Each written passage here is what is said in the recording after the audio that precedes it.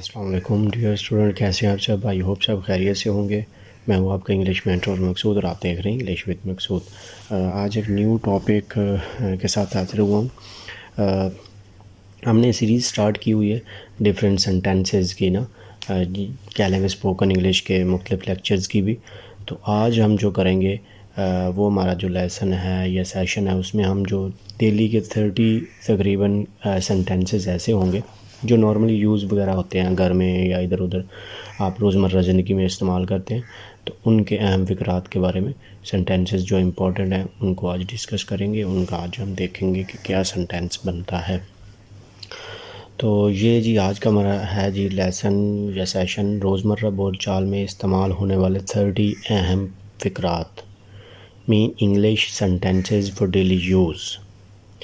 तो session start करने से पहले जिन स्टूडेंट्स ने अभी तक चैनल को सब्सक्राइब नहीं किया वो जल्दी से कर लें और बेल आइकन पर क्लिक करना ना भूलें ताकि आपको हर आने वाली नई इन्फॉर्मेटिव वीडियो आप तक पहुंच सके और आप उससे कुछ सीख सकें। चलें जी स्टार्ट करते हैं। पहला फिक्र है हमें बहुत ज़्यादा अफसोस है। ये जनरली बोला जाता है जब कोई आप बुरी खबर सुनते हैं या कुछ भी ऐसी चीज़, तो उसमें हम कहना चाह रहे होते हैं कि हमें बहुत ज़्यादा अफसोस है। तो इंग्लिश में कैसे कहेंगे? वी आर डीपली ग्रीव्ड, कि हमें ज़्यादा अफसोस है। ठीक हो गया।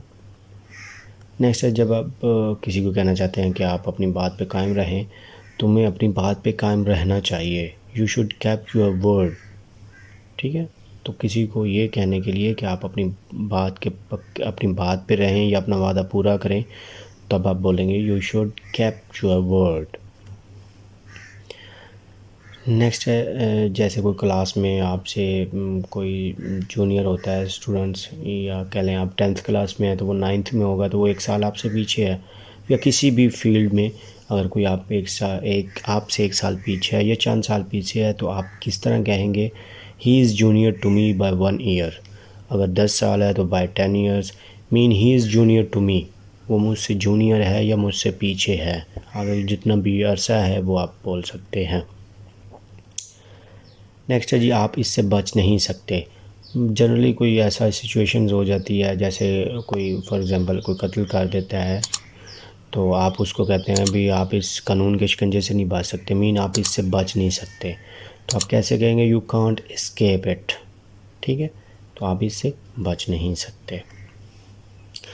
नेक्स्ट है जी जब आप कोई बात ऐसी हो जाए, हम उसको कहते हैं यार कितने शर्म की बात है आपने ऐसा किया है। तो ये जब हम कहना चाह रहे होते हैं कितने शर्म की बात है, तो उसको हम इंग्लिश में ऐसे कहेंगे what a shame, what a shame. Next है जी उसका कोई फ़ायदा नहीं। मतलब वो काम कर रहे होते हैं तो आप किसी को कहते हैं यार ये काम करने का कोई फ़ायदा नहीं है। सो इंग्लिश में आप कहेंगे it is of really no use, कि इसका कोई फ़ायदा नहीं है या ये बेकार चीज़ है। तो it is of really no use.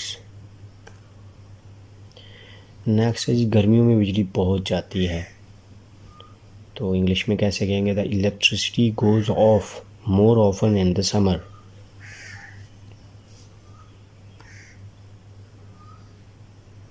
Next है जी मैं बहुत थक गया हूँ। I am dead tired. जब वो ज़्यादा काम करते हैं तो थक जाते हैं, तो आप इंग्लिश में कहेंगे I am dead tired. Next इसमें क्या बुराई है? What's wrong with it.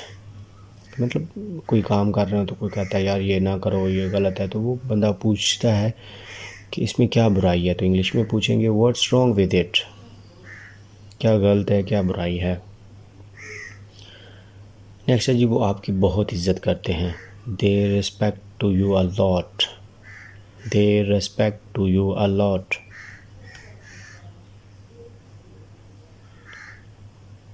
मुझे इससे बात कर लेने दो। Let me talk to her, let me talk to her. मैंने अपना वादा पूरा किया। I fulfilled my promise. तुम्हारी तवज्जो कहाँ है? Where is your attention, where is your attention. इसमें कुछ गलत नहीं। There is nothing wrong in it, there is nothing wrong in it. आपने मुझे इत्तला दी होगी, मीन मोस्ट प्रॉब्ली आपने मुझे बताया होगा किसी भी काम के बारे में। सो आप इंग्लिश में इस तरह कहेंगे, you might have inform me, you might have informed me. अपना काम मुझ पर मत थोंको, don't thrust your duty on me, don't thrust your duty on me. मैं उसे ऐसी हालत में देखने के लिए चला गया, I moved to see him in such a condition. मतलब कोई एक्सीडेंट वगैरह हुआ तो उस हालत में मैं उसको देखने चला गया, तो आप कहेंगे I moved to see him in such a condition. मुझे ये कहते हुए इंतहाई अफसोस हो रहा है।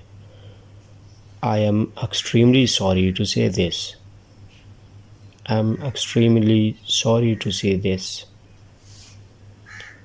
तुम्हें परेशान होने की ज़रूरत नहीं, यू नीड नो वरी। यहाँ जो नीड यूज़ हुआ है ये as a helping verb, auxiliary verb के तौर पे यूज़ हुआ है, वर्ब के तौर पे यूज़ नहीं हुआ। आपका क्या ख्याल है, क्या खाना पसंद करेंगे? What do you think you would like to eat, what do you think you would like to eat. आप क्या ढूंढ रहे हैं?